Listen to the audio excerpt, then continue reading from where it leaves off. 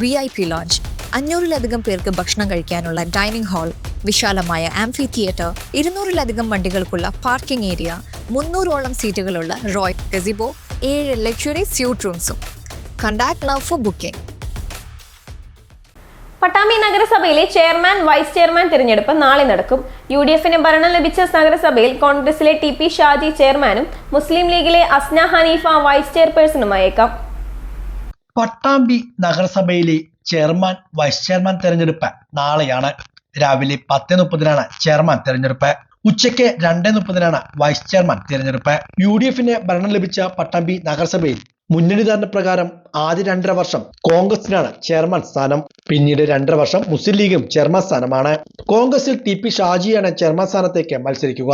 മുസ്ലിം ലീഗിൽ അസ്ന ഹനീഫയും മത്സരിക്കും. 29 വാർഡുകളുള്ള പട്ടാമ്പി നഗരസഭയിൽ UDF-ന് 19-ഉം LDF-ന് 9-ഉം BJP-ക്ക് 1 സീറ്റുമാണ് ഉള്ളത്. LDF-ഉം ചെയർമാൻ വൈസ് ചെയർമാൻ സ്ഥാനത്തേക്ക് മത്സരിക്കും. BJP തിരഞ്ഞെടുപ്പിൽ നിന്നും വിട്ടുനിൽക്കാനാണ് സാധ്യത.